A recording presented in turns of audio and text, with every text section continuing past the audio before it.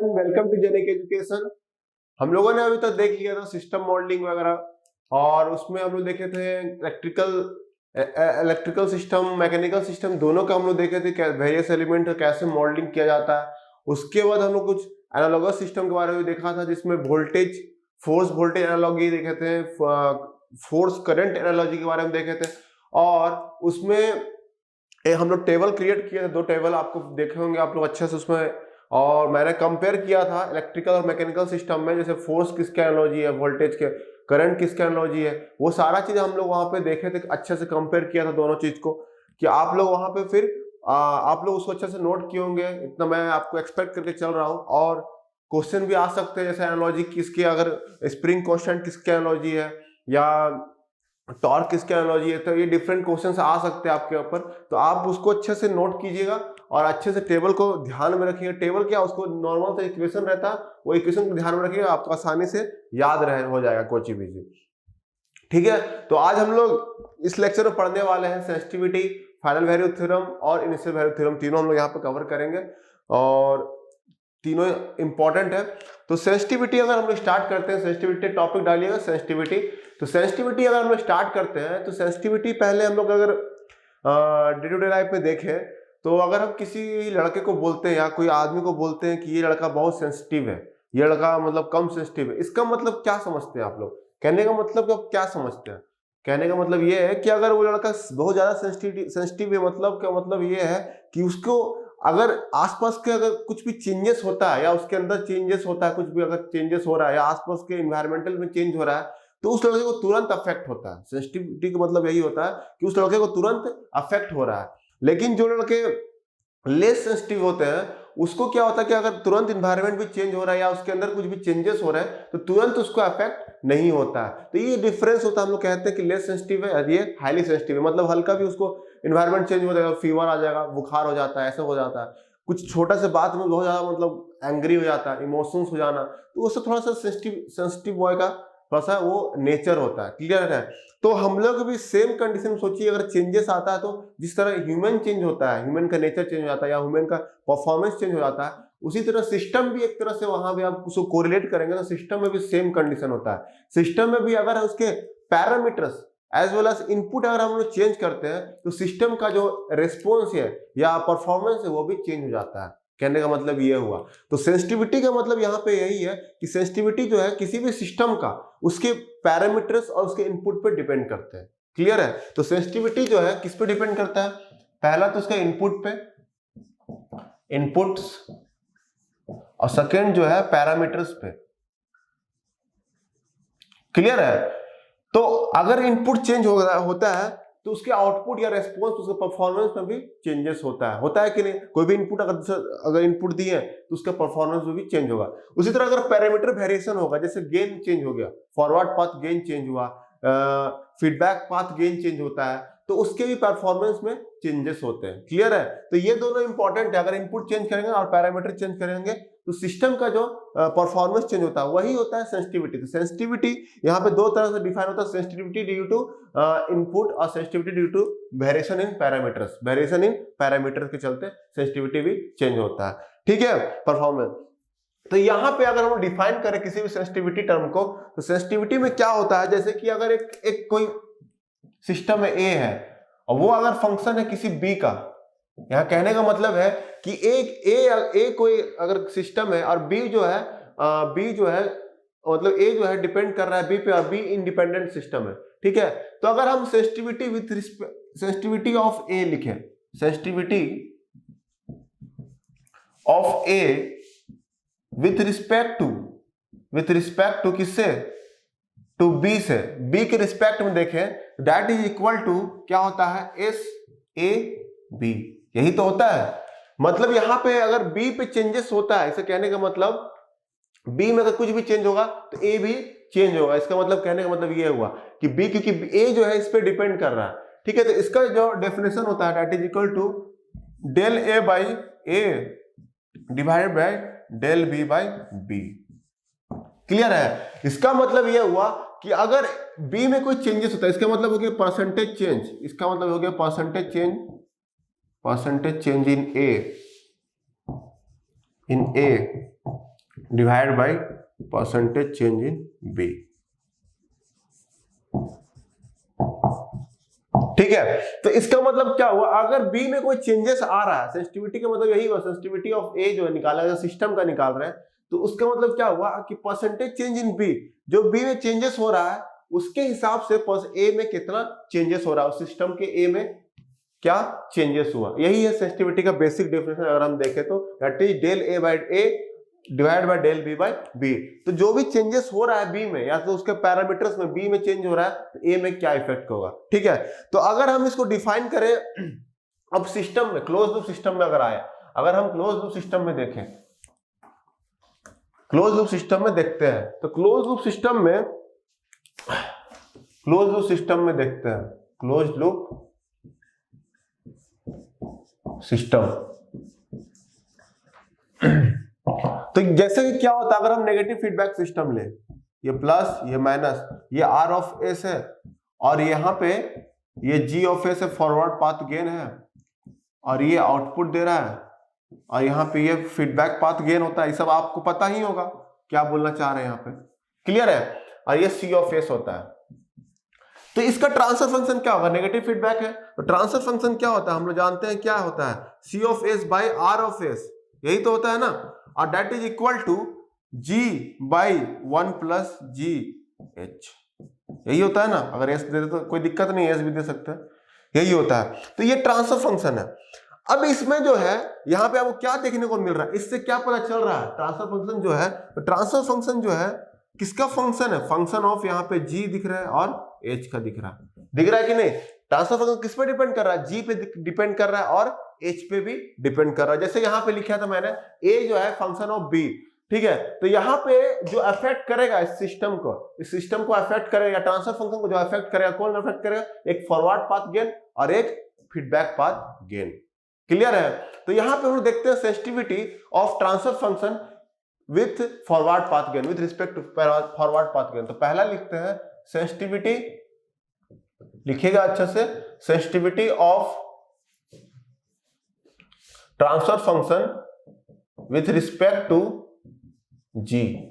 जी बोले तो with respect है, यहाँ पे डब्ल्यू इज छोटा है, विथ रिस्पेक्ट टू जी पहला है, मतलब जी का बोले तो यहाँ फॉरवर्ड पाथ गेन, ये फॉरवर्ड पाथ गेन है, फॉरवर्ड पाथ गेन है, ठीक है, इसके रिस्पेक्ट में।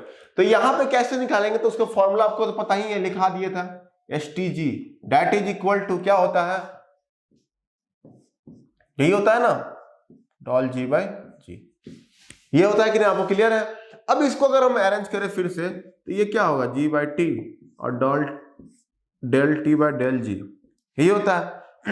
अब इसको कैसे निकालेंगे, इसको निकालने के लिए क्या करना है, उसको डिफरेंशिएट करना होगा। टी का वैल्यू क्या है, यही तो टी है ना, टी का वैल्यू यही तो है, ये टी का वैल्यू है, दैट इज ट्रांसफर फंक्शन, यही टी का वैल्यू है। तो इसको आपको डिफरेंशिएट करना होगा एक बार। तो अब डिफरेंशिएट करें तो आपको आता है जी बाई 1 प्लस जी एच, ऐसे। इसमें क्या होगा, एच कांस्टेंट हो जाएगा और जी के रिस्पेक्ट में आपको यहाँ डिफरेंशिएट करना होगा, क्लियर है। तो अगर इसको डिफरेंशिएट करते हैं तो फाइनल आंसर आता है 1 बाई 1 प्लस जी एच। ये है sensitivity of transfer function with respect to G, forward path gain के रिस्पेक्ट में ये होता है सेंसिटिविटी यही होता है, क्लियर है ना आपको, with respect to forward path gain. तो ये होता है, ये अगर ये विथ रिस्पेक्ट टू हम देखें फॉरवर्ड पाथ गेन से। अब दूसरा जो हम देखेंगे वो किस पे रिस्पेक्ट में देखेंगे, sensitivity of transfer function T with respect to H. यही दो फैक्टर यहां पे दिख रहा है, यही दो फैक्टर दिख रहा है ना, जी और एच। तो एच के रिस्पेक्ट में देखने के लिए क्या करना होगा, एस टी और एच, यही तो है, क्लियर है। तो यहां पे निकालने के लिए क्या करेंगे, डेल टी बाई टी और डेल एच बाई एच। जैसे यहाँ पे जी था तो जी यहाँ पे आ गया, तो ऊपर टी था, टी सेम रहेगा। अब इसका भी उसी तरह सेम होगा, एच बाई टी ऊपर चला जाएगा, आपको डिफरेंशिएट करना है इसको ऐसे करके, और एच बाई टी ये हो जाएगा क्या, इसको डिफरेंशिएट कर दिया, आपको आता होगा डिफरेंशिएशन करने, सब मैथ का पार्ट है, इतना बेसिक तो आपको आता है। अब जब इसको डिफरेंशिएट कीजिएगा तो आपको मिलेगा minus ji H by 1 plus G H, यही आता है इसका फाइनल डिफरेंशिएट करके, इसका रिजल्ट यही आएगा, ये STH। तो ये सब रिजल्ट आपको ध्यान में रखना है, ये रिजल्ट आपको ध्यान में रखना है। इसमें सिंपली पूछ सकता है what is the sensitivity of transfer function with respect to G। Directly ही आंसर आपको ध्यान में, रिजल्ट ध्यान में रहा तो अब डायरेक्टली इसको आंसर आ सकता है, वो कोई दिक्कत नहीं होगा, ठीक है। और ये सेंसिटिविटी विद रिस्पेक्ट टू अगर H पूछेगा तो डायरेक्टली आप यहाँ पे H के रिस्पेक्ट में डिफरेंशिएट करके वो निकाल सकते हैं, क्लियर है। तो ऐसे सेंसिटिविटी हम लोग निकालते हैं, कैसे वो अफेक्ट कर रहा है उसके ट्रांसफर फंक्शन को, कौन सा G और H कैसे ट्रांसफर फंक्शन को अफेक्ट कर रहा है, मतलब वेरिएशन। तो G और H यहाँ पे क्या है, वेरिएशन इन पैरामीटर्स है, यही इसका पैरामीटर्स है ना, क्लोज लूप का पैरामीटर्स क्या है, G और H है, यही तो GH है। तो वेरिएशन इन पैरामीटर, एक होता है इनपुट, दो मैंने स्टैटिक में लिखा था, इनपुट से एक वेरिएशन होता है, इनपुट के वेरी करने से आउटपुट पे या रिस्पॉन्स पे क्या फर्क पड़ रहा है। दूसरा पैरामीटर्स, जो G और H यहाँ पे पैरामीटर्स है, उसके वेरिएशन से उसका सिस्टम का क्या इफेक्ट पड़ रहा है, ठीक है, वो होता है।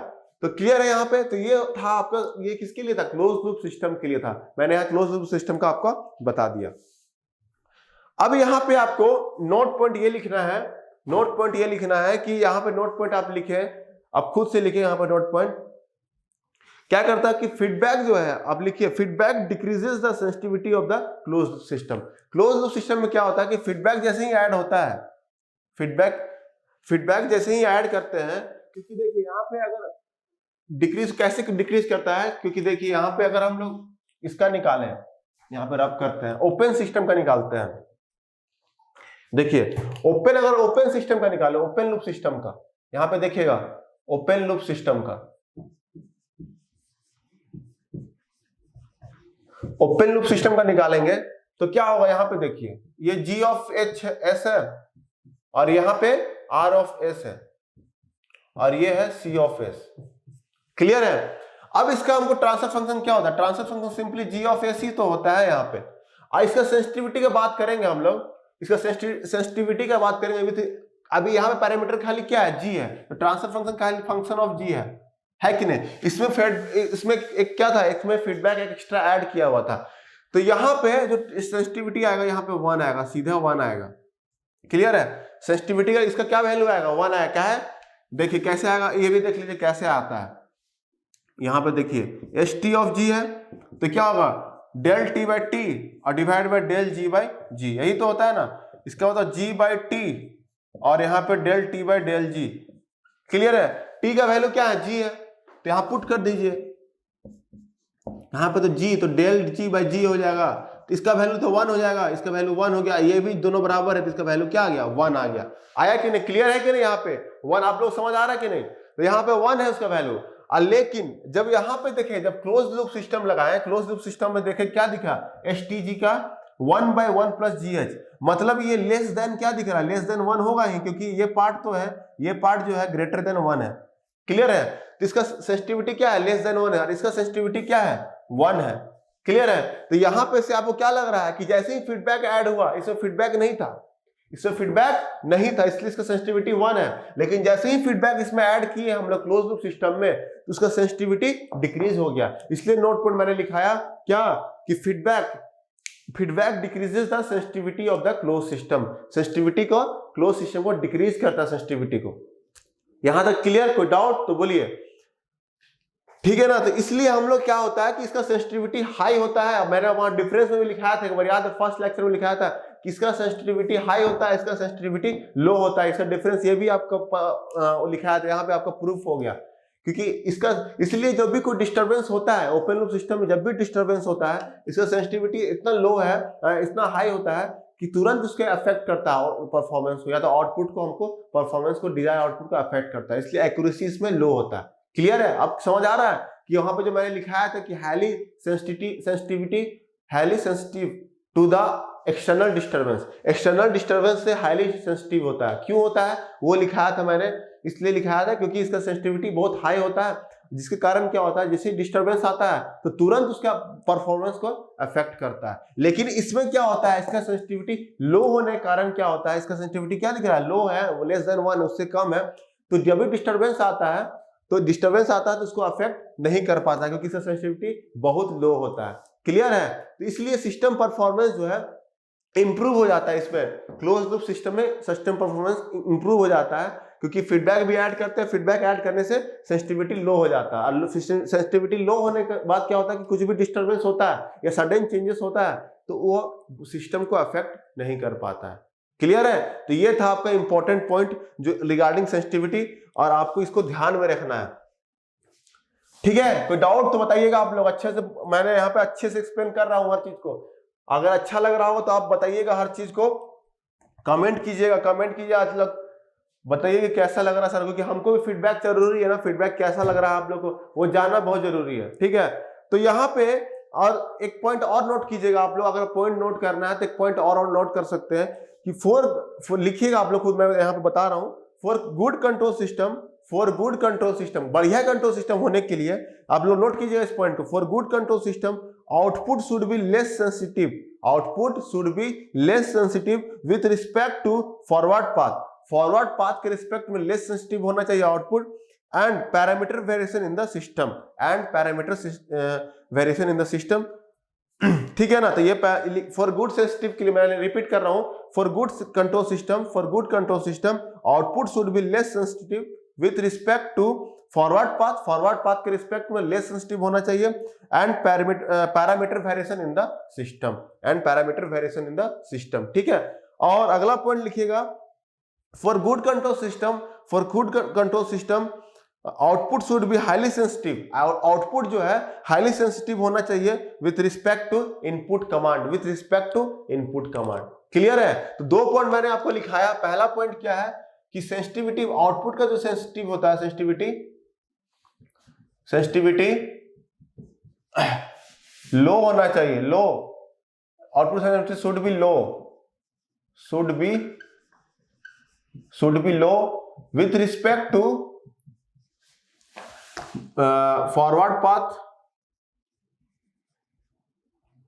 forward path and variation in parameters।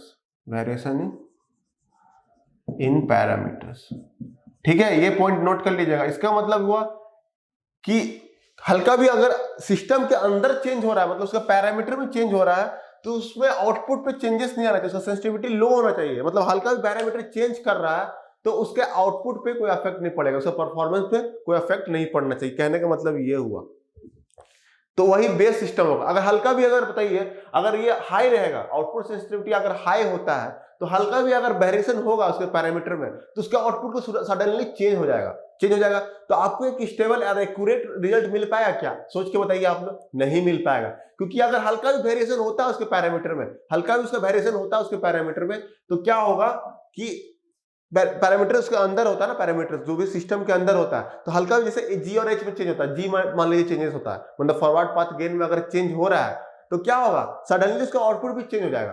तो आउटपुट अगर चेंज हो जाएगा तो हमको एक डिजायर आउटपुट नहीं मिल पाएगा। हल्का भी चेंज होगा, जिसको मतलब नेग्लिजिबल भी अगर चेंज हो रहा है, तो अगर हाई सेंसिटिविटी मतलब होता है कि अगर नेग्लिजिबल चेंज भी हो रहा है तुरंत उसका परफॉर्मेंस को अफेक्ट कर रहा है, तो ऐसे में क्या होगा कि हमको कभी डिजायर आउटपुट नहीं मिल पाएगा। इसलिए पहला पॉइंट ये होना चाहिए कि उसका जो आउटपुट सेंसिटिविटी होता है वो लो होना चाहिए। क्या होना चाहिए? वेरी लो होना चाहिए, ताकि हमको डिजायर आउटपुट मिल सके। अगर हल्का भी वेरिएशन होता है किसमें, फॉरवर्ड पाथ और ये वेरिएशन इन पैरामीटर्स होता है, तो कोई चेंजेस नहीं आना चाहिए आउटपुट में, इसलिए इसका सेंसिटिविटी लो होना चाहिए। लेकिन सेकेंड पॉइंट क्या लिखे थे, सेकेंड पॉइंट जो लिखे थे, output sensitivity should be high होना चाहिए, should be high with respect to किसके लिए, इनपुट कमांड, इनपुट के लिए। हाँ, इसके लिए हाई होना चाहिए, क्योंकि देखिए इसके लिए हाई इसलिए होना चाहिए क्योंकि इनपुट कमांड अगर हम चेंज करें, जैसे कि अगर स्टेप इनपुट अभी दे रहे हैं, सडनली अगर स्टेप इनपुट दे रहे हैं और अचानक से फिर हमको इंपल्स इनपुट देने लगे, इम्पल्स, तो उसके हिसाब से सिस्टम को ऐसा होना चाहिए कि नहीं, अभी इनपुट चेंज हुआ तो हमको आउटपुट किसके हिसाब से चेंज होना चाहिए। इसलिए सेंसिटिविटी जो है उसका हाई होना चाहिए, आउटपुट का सेंसिटिविटी हाई होना चाहिए, जैसे इनपुट दिए उसके हिसाब से आउटपुट मिलना चाहिए, इसलिए उसमें सेंसिटिविटी हाई होना चाहिए। क्लियर है यहाँ पे क्या है, किस लिए यहाँ पे हाई होगा? क्योंकि अगर हम आउटपुट अगर इनपुट को चेंज करते हैं और आउटपुट अगर चेंज नहीं हो पा रहा, उसको डिटेक्ट नहीं कर पा रहा प्रॉपर्ली इसको देख नहीं पा रहा कि नहीं इनपुट क्या हो रहा है, तो हमको तो कहीं गलत आउटपुट ना मिल जाएगा, समझ रहे ना। अगर हम इंपल्स दिया और इनपुट, उसका आउटपुट जो भी मिल रहा है, इंपल्स रेस्पॉन्स मिल रहा है आउटपुट, ठीक है, और सडनली हम उसमें स्टेप इनपुट दे दिए तो उसका आउटपुट भी हमको उसी हिसाब से मिलना चाहिए ना। तो अगर उसको, इसका मतलब क्या हुआ, उसका सेंसिटिविटी हाई होना चाहिए, तभी तो तुरंत डिटेक्ट करेगा और तुरंतली उसका अकॉर्डिंगली इनपुट के हिसाब से हमको आउटपुट मिलेगा। क्लियर है? इसलिए ये उसमें हाई होना चाहिए with respect to input command, लेकिन इसमें लो होना चाहिए, क्योंकि अगर इनपुट में हल्का भी वेरिएशन हो रहा है तो उससे कोई अफेक्ट नहीं पड़ रहा है, आउटपुट को अफेक्ट नहीं पड़ना चाहिए, क्योंकि आउटपुट एक स्टेबल हमको आउटपुट चाहिए, इन्हें कि हमेशा फ्लक्चुएट करते रहे। हल्का भी अगर डिस्टरबेंस हो रहा है, हल्का तुरंत आउटपुट अगर चेंज हो रहा है, होने लगा, तो आप प्रॉपर स्टेबल कहां से ले पाएंगे, एक प्रॉपर एक्यूरेट रिजल्ट मिल पाएगा क्या, डिजायर रिजल्ट मिल पाएगा? नहीं मिल पाएगा। इसलिए हल्का भी अगर वेरिएशन चेंज होता है पैरामीटर में, इनसाइड द सिस्टम के अंदर चेंज होता है, तो उससे आउटपुट पे फर्क नहीं पड़ना चाहिए, ये कहने का मतलब है। इसलिए लेस सेंसिटिव होना चाहिए इसमें, और इस केस में हाई सेंसिटिव होना चाहिए। ये दोनों पॉइंट इंपॉर्टेंट था, मैंने इसको अच्छे से आपको समझा दिया है। अगर समझ नहीं आएगा तो अगर कमेंट कीजिए सर समझ नहीं आया, मैं फिर से आपको लेके बताऊंगा उस टॉपिक को। क्लियर है? लेकिन इसको समझिए आप लोग, ठीक है? तो ये था आपका सेंसिटिविटी। तो सेंसिटिविटी मतलब यही है, आपको इसी रिलेटेड क्वेश्चन सब आएगा नॉर्मली, आपको ये आ जाएगा। आपको ये पूछ सकता है कि आउटपुट का सेंसिटिविटी क्या होना चाहिए with respect to input command और with respect to the variation parameter. Variation parameter को वेरिएशन मतलब वेरी करेंगे, तो फॉरवर्ड पाथ जी और एच के रिस्पेक्ट में, मतलब पैरामीटर सी, ये सब हुआ। क्लियर है? तो ये था आपका सेंसिटिविटी। ठीक है? तो अब अगर ठीक है, तो हम लोग देखते हैं अब इनिशियल वैल्यू थ्योरम और फाइनल वैल्यू थ्योरम, दो थ्योरम के बारे में देखेंगे जो कि बहुत इंपॉर्टेंट है। और इसमें क्या होता है, जैसे इनिशियल वैल्यू थ्योरम में क्या होता है कि अगर हमको इनिशियल वैल्यू निकालना है किसी भी टाइम डोमेन सिग्नल का, टाइम डोमेन सिग्नल बोले तो एक्स ऑफ टी, जैसे एक सिग्नल है एक्स ऑफ टी लेते हैं, इसका मतलब हुआ एक्स ऑफ टी मतलब क्या हुआ, सिग्नल है,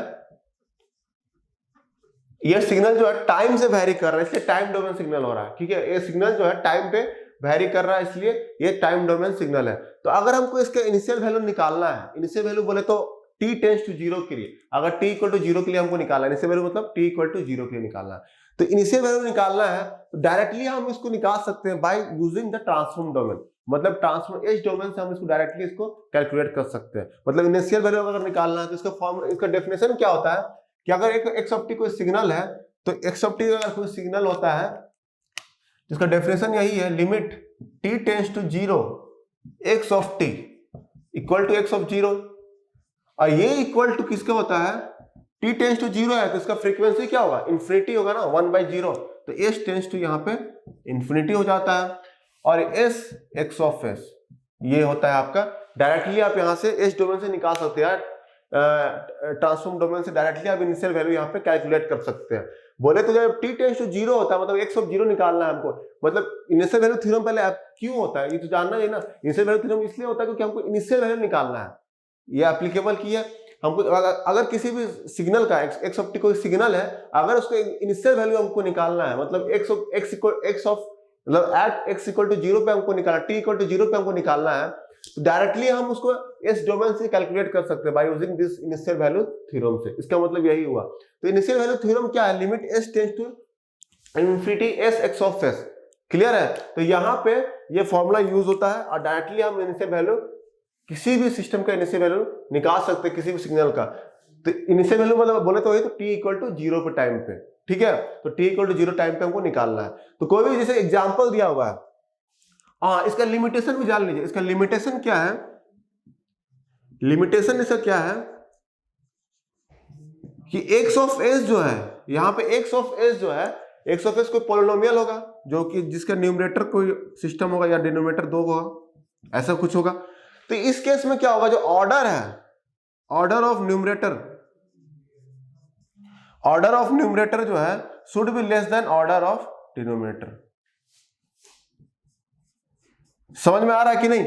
यहां पे क्या हो गया, डिनोमिनेटर का जो ऑर्डर है हमेशा ज्यादा होना चाहिए न्यूमरेटर का ऑर्डर से। क्लियर है? तो एक्स ऑफ एस कोई अगर कोई मतलब पॉलिनोमियल है या जो इस फॉर्म में है, न्यूमरेटर बाय डिनोमिनेटर फॉर्म में, क्लियर है?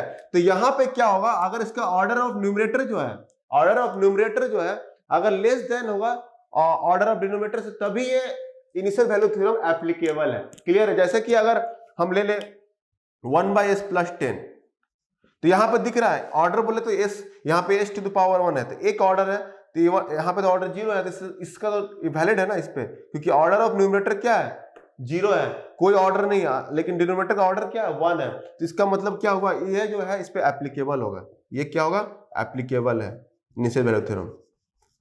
और ऐसे सिस्टम लेते हैं एस स्क्वायर एस प्लस 1 और यहाँ पे पावर देखेंगे एस प्लस 10। अब यहाँ पे जो सिस्टम दिख रहा है ये आपको क्या दिख रहा है, इसका ऑर्डर ज्यादा दिख रहा है, यहाँ पावर 2 है, इसका पावर 2 है और इसका पावर 1 है, क्लियर है। तो यहाँ पे क्या दिख रहा है, न्यूमरेटर का ऑर्डर जो है, न्यूमरेटर का ऑर्डर जो है वो ज्यादा है, greater than order of denominator. तो यहां पे इस केस में क्या होगा, इसमें इनिशियल वैल्यू थ्योरम एप्लीकेबल नहीं होगा, नॉट एप्लीकेबल। समझ में आया कब एप्लीकेबल है और कब एप्लीकेबल नहीं है। तो एप्लीकेबल होने के लिए क्या होगा, ऑर्डर ऑफ न्यूमरेटर जो है should be less than order of denominator, और अगर if order of numerator is greater than order of denominator होता है तो इनिशियल वैल्यू थ्योरम जो है एप्लीकेबल नहीं होगा। ये पॉइंट आप करके लिख लीजिएगा, लिमिटेशन है ये किसका, इनिशियल वैल्यू थ्योरम का, ठीक है, इसको आप नोट कर लीजिएगा। अब आगे इसका एग्जांपल देखते हैं, एग्जांपल देखेंगे, इसमें एग्जांपल में क्या होगा, जैसे कि एग्जांपल लेते हैं, कैसे निकालेंगे डायरेक्टली। जैसे एक्स ऑफ एस दिया हुआ है आपका 10 बाई एस प्लस 10 दिया हुआ है, क्लियर है, 10 बाई एस प्लस आपका 10 दिया हुआ है, यहां पे 10 बाई एस प्लस अगर हमको 10 दिया हुआ है। अब इसका आपको बोलना है फाइंड इनिशियल वैल्यू, इसमें फाइंड बोला है, इनिशियल वैल्यू निकालना है। बोले तो एक्स ऑफ 0 निकालना है, मतलब x of t for t equal to 0 पे, तो इसको आपको बहुत लंबा करना होगा, क्योंकि ये तो एस डोमेन में है, तो आपको इसको क्या करना होगा, इसका इनवर्स निकालना होगा, इनवर्स अगर इनवर्स लाप्लास ट्रांसफॉर्म लगाना होगा, फिर एक्स ऑफ टी मिलेगा, तो आपको बड़ा सिग्नल होगा तो उसमें आपको दिक्कत होगा, तो यहाँ पे इसका इनवर्स लेंगे तब जाके एक्स ऑफ टी का मिलेगा, तब उसमें 0 पुट कीजिए। वैसा ना करके, अगर तो सिंपल ऐसे आपको लग रहा है तो कर सकते हैं ना सर, लेकिन जब बड़ा अगर कोई बड़ा अगर इसका अगर फ्रैक्शन बड़ा रहेगा तो आपको वहां पे दिक्कत होगा। तो इसके लिए आप क्या करेंगे, डायरेक्टली हम इनिशियल वैल्यू थ्योरम लगाएंगे, ये लगा देंगे डायरेक्टली, यहाँ पे लगा देंगे और उससे हमको मिल जाएगा, क्लियर है। तो डायरेक्टली आप लगा दीजिए ना, लिमिट यहाँ पे क्या हो जाएगा, एप्लीकेबल है, क्योंकि यहाँ पे ऑर्डर जो है, न्यूमरेटर का ऑर्डर जो है लेस देन है और डिनोमिनेटर के ऑर्डर से, तो इसलिए इनिशियल वैल्यू थ्योरम इसमें एप्लीकेबल है। तो एस टेंड टू इन्फिनिटी हो जाएगा S into 10 by S plus 10, यही हो जाएगा। अब यहाँ पे क्या करेंगे, इन्फिनिटी अगर पुट करते हैं, एस के जगह पे इन्फिनिटी पुट करते हैं, तो इन्फिनिटी बाई इन्फिनिटी फॉर्म मिल गया, मिला कि नहीं बताइए। तो लिमिट आप लोग पढ़ चुके होंगे मैथ्स में, तो यहाँ पे इन्फिनिटी बाई इन्फिनिटी फॉर्म है, तो इन्फिनिटी बाई इन्फिनिटी फॉर्म में क्या करते हैं हम लोग, क्या करते हैं एल हॉस्पिटल लगाते हैं। एल हॉस्पिटल एक रूल लगाते हैं जिसमें क्या करते हैं, डिफरेंशिएट करते हैं न्यूमरेटर को और डिनोमिनेटर को, ताकि वो इसको डिफरेंशिएट किए तो क्या मिला, यहाँ 10 मिलेगा और ये भी क्या मिलेगा, यहाँ पे 0 सॉरी 1 मिलेगा, क्लियर है।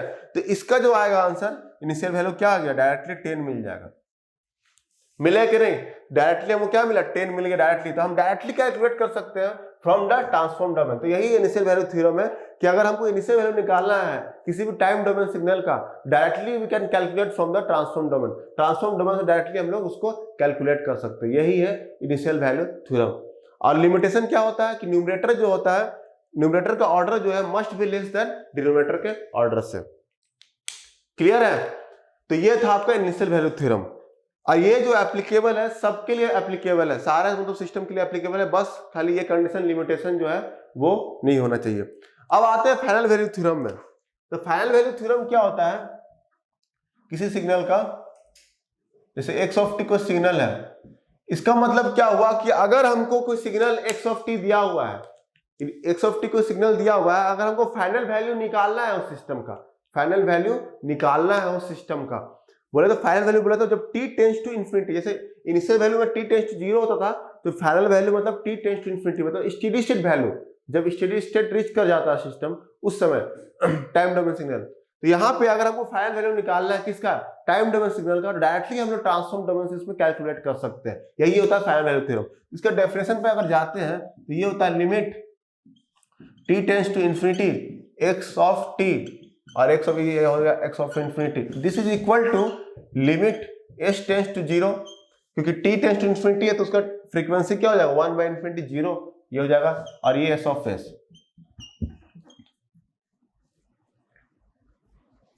यहाँ पे आ जाएगा x, तो x लगेगा ना। क्लियर है? तो यहां से डायरेक्टली हम यहाँ पे कैलकुलेट कर सकते हैं फाइनल वैल्यू किसी भी सिस्टम का। और इसका लिमिटेशंस जो होता है वो आप लिख लीजिएगा। लिमिटेशंस, लिमिटेशंस क्या है इसका?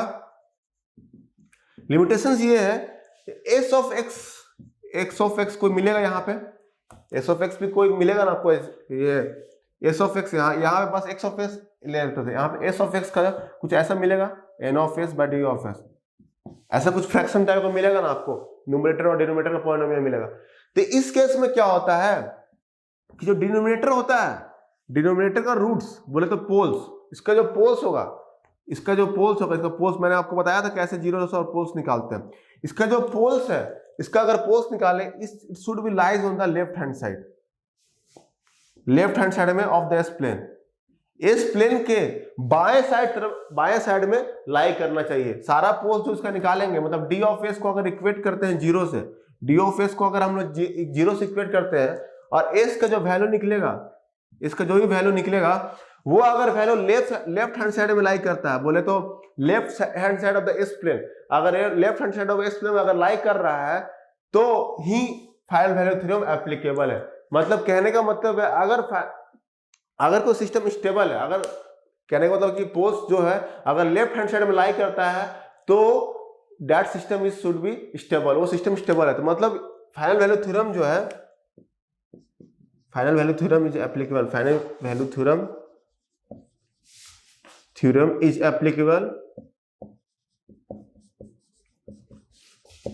Applicable for only absolute stable system, absolute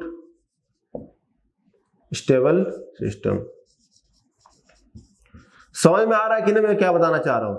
कि फाइनल वैल्यू थ्योरम जो है एब्सोल्यूट स्टेबल सिस्टम के लिए ही एप्लीकेबल है। मतलब एब्सोल्यूट स्टेबल सिस्टम का मतलब समझिए कि जो भी पोल्स है, डिनोमिनेटर का पोल्स आता है यहाँ पे, न्यूमरेटर का बात नहीं कर रहे हैं हम यहाँ पे, डिनोमिनेटर का जो भी पोल्स आएगा वो लेफ्ट हैंड साइड में लाई करना चाहिए, लेफ्ट हैंड साइड में लाई करना चाहिए, ना ही इसके ऊपर इमेजिनरी एक्सिस भी लाई नहीं करना चाहिए, ना ही राइट हैंड साइड में लाई करना चाहिए। सारा पोल जो है अगर लेफ्ट हैंड साइड में ही लाई करता है तभी ये फाइनल वैल्यू थ्योरम एप्लीकेबल है। क्लियर है? तो ये आपको समझना बहुत जरूरी है। ठीक है? तो यहां पे अगर हम देखें, अगर यहां पे आप देखें, एक एग्जांपल लेकर देखते हैं। जैसे एग्जांपल लीजिए, अगर x ऑफ s है 1 by S plus 10, S plus 2 मान के चलिए, या 10 बाई एस प्लस 2, ठीक है? अब इसका फाइनल वैल्यू आपको निकालना है, तो हम डायरेक्टली अगर इसमें हम डायरेक्टली एस डोमेन से निकालना चाहते हैं, डायरेक्टली वही फाइनल वैल्यू थ्योरम लगाइए यहाँ।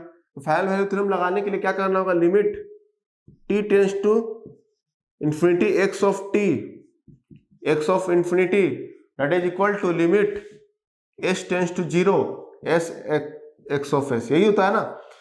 अब हमको यह चेक करना है s x ऑफ s जो है मल्टीप्लाई करेंगे तो क्या होगा? s 10 by S plus 2। हम क्या बोले? पहले चेक करना क्या है? डिनोमिनेटर को इक्वेट करेंगे जीरो से और देखेंगे कि उसका जो पोल्स आएगा, जो भी इसका वैल्यू आएगा वो लेफ्ट हैंड साइड में लाई कर रहा है कि नहीं। देखिए इसका पोल क्या होगा? s प्लस 2 इक्वल टू 0, तो s इक्वल टू क्या आया? -2 आया। मतलब कहां लाई करेगा? इस प्लेन में। मैंने आपको प्लॉट करने में बताया था, ये लेफ्ट हैंड साइड लाई करेगा कि नहीं? -2 लेफ्ट हैंड साइड लाई करेगा कि नहीं? तो मतलब यहाँ पे क्या होगा? फाइनल वैल्यू थ्योरम एप्लीकेबल है। ठीक है ना? फाइनल वैल्यू थ्योरम एप्लीकेबल है। तो आप इसको डायरेक्टली निकाल सकते हैं, कितना वैल्यू आएगा इसका? लिमिट s टेंड्स टू 0, ये हो जाएगा s 10 by S plus 2। 0 put कर दीजिए, यहाँ पे 0 पुट कर देंगे तो ये पार्ट 0 हो गया, ये 0 तो 0 आ गया। फाइनल वैल्यू क्या मिला हमको? 0 मिला। फाइनल वैल्यू क्या मिल गया हमको? यहाँ पे 0 मिल गया। क्लियर है? यहाँ पे कोई डाउट तो बताइए आप लोग। तो ऐसे निकालेंगे, हम चेक करना पड़ेगा पहले कि फाइनल वैल्यू थ्योरम एप्लीकेबल है या नहीं है। ठीक है ना? अगर ये देखिए एस डोमेन से निकाले, अगर हमको इसको देखिए, अगर हमको टाइम डोमेन से निकालना होता है, अगर इसको हमको टाइम डोमेन से निकालना होता है,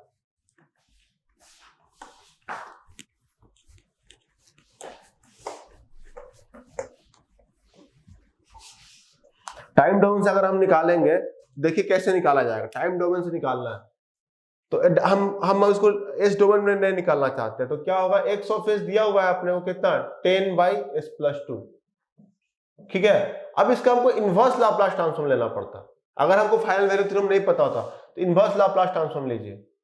ये तो सिंपल है, इसलिए आपको पता है तो निकल जाएगा, इसलिए। लेकिन जब वही बड़ा रहता है, s+3 यहाँ रहता, तो ऐसे में आपको फिर दिक्कत होता निकालने में, फिर उसका पार्शियल फ्रैक्शन लेना पड़ता, तो आपको टाइम टेकन प्रोसेस हो जाता। तो इनवर्स लाप्लास ट्रांसफॉर्म इसका लीजिएगा तो क्या मिलेगा, 10e⁻⁻2t u(t), यही तो मिलता है ना, यही होगा x(t), क्लियर है।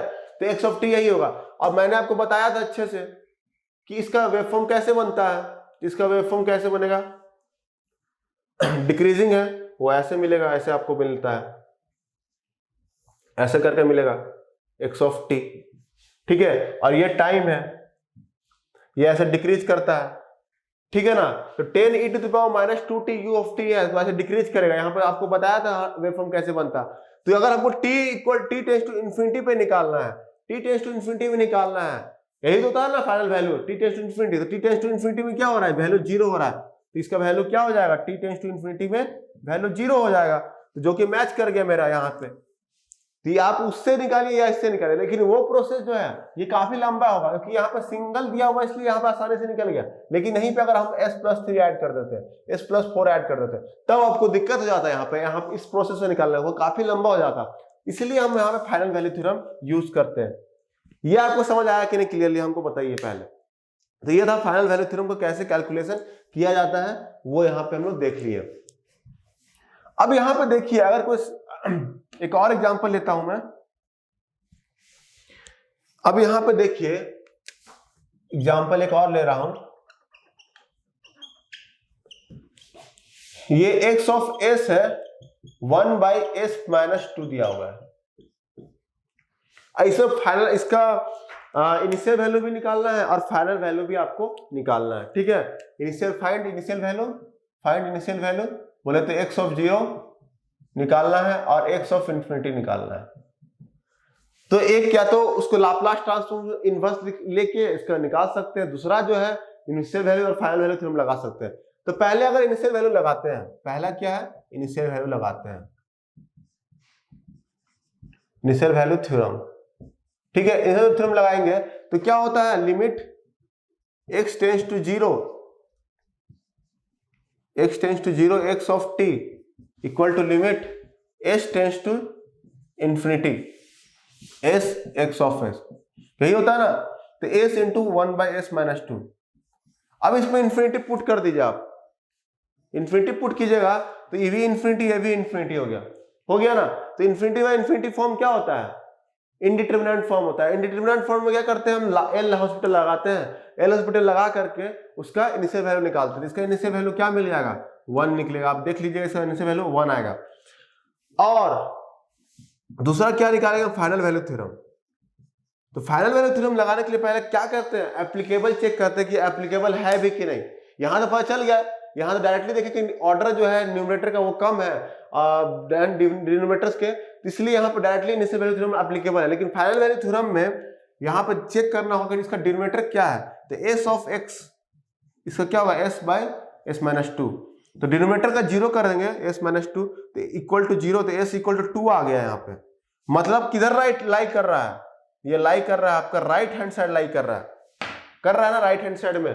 तो ये फाइनल वैल्यू थ्योरम मैंने जो लिमिटेशन बताया था कि उसका पोज जो है should be lie on the left hand side, तो ये क्या हो गया, ये एप्लीकेबल नहीं है, इसमें फाइनल वैल्यू थ्योरम एप्लीकेबल नहीं है। अब ब्लाइंडली अगर आप लगा देते हैं, इसमें अगर आप ब्लाइंडली लगा देते हैं, s टेंड्स टू इंफिनिटी 0 होता है, s x of s blindly अगर आप लगा देते हैं बिना चेक किए हुए, तो आपको देखिए कुछ आंसर मिलेगा, s/s-2। 0 पुट कीजिए तो 0 आंसर मिल रहा है, आपको मिल रहा है कि नहीं, 0 आंसर मिल रहा है, ठीक है ना। तो 0 आंसर, ये तो गलत है ना। अगर आप ब्लाइंडली लगा देते हैं तो एग्जाम में ऐसा ऑप्शन भी दिया रहेगा, पहला ही ऑप्शन 0 दिया रहेगा, और आप ब्लाइंडली अगर आप इसका लिमिटेशन चेक नहीं करते हैं तो आपका गलत हो जाएगा, ठीक है। तो इसको आप डायरेक्टली इसको देख सकते हैं, टाइम डोमेन से भी आप दिखा देते हैं, आपको टाइम डोमेन में भी निकाल करके।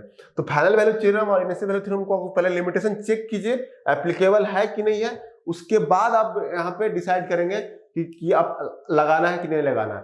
अब इसको अगर हम सॉल्व करते हैं ये टाइम डोमेन से, तो क्या करना होगा,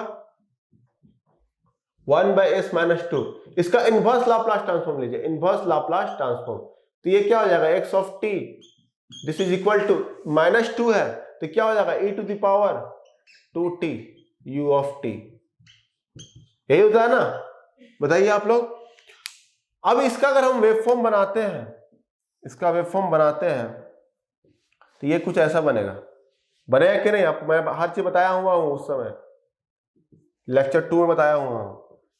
तो यहां पे आपको क्लियर हो गया कि यहां पे अगर 0 पुट कीजिए, इसमें 0 पुट कीजिएगा तो e⁻0 और u ऑफ 0, इसका वैल्यू क्या होता है, 1 होता है, तो इसका वैल्यू 1 आ गया, जो कि मैच कर रहा है, करेक्ट है। लेकिन अगर फाइनल वैल्यू थ्योरम लगाए तो इसका वैल्यू 0 आ रहा है, लेकिन इसका वैल्यू कहाँ 0 आ रहा है, इसका वैल्यू तो इन्फिनिटी है, इन्फिनिटी में इन्फिनिटी, तो इसका वैल्यू अगर x ऑफ इन्फिनिटी में निकालना है तो इसका वैल्यू इन्फिनिटी होगा, करेक्ट आंसर इन्फिनिटी होगा, दैट इज, ये गलत है, फाइनल वैल्यू थ्योरम एप्लीकेबल नहीं है। ध्यान में रखिएगा, लिमिटेशन क्या है फाइनल वैल्यू थ्योरम का, it should only be applicable for the stable system, ठीक है। तो यही था हमारा आज के टॉपिक, सेंसिटिविटी के बारे में देखा, फाइनल वैल्यू थ्योरम और इनिशियल वैल्यू थ्योरम के बारे में हम लोगों ने देख लिया, क्लियर है। तो आप इसको बस ध्यान में रखिएगा, प्रॉपर नोट्स बनाइएगा क्लियरली, और जो भी डाउट होगा उसको FB में पोस्ट कीजिए आप लोग, क्लियर है, हम लोग उसको सॉल्व करेंगे अच्छे से। और अगर आप सेल्फ स्टडी करना चाहते हैं, अगर हमारे कोर्सेज में इंटरेस्टेड है, हमारे कोर्सेज आप डिटेल जान सकते हैं www.journeykeducation.com में, आपको सारा डिटेल मिलेगा। कोर्सेज में भी ऑफर भी चल रहे हैं, 50 या 55% का ऐसा ऑफर भी चल रहा है, तो आप अगर परचेस करना चाहते हैं तो वहां जा करके आप परचेस कर सकते हैं, क्लियर है, ठीक है। तो आगे हम लोग मिलते हैं आगे वाले लेक्चर से, थैंक यू।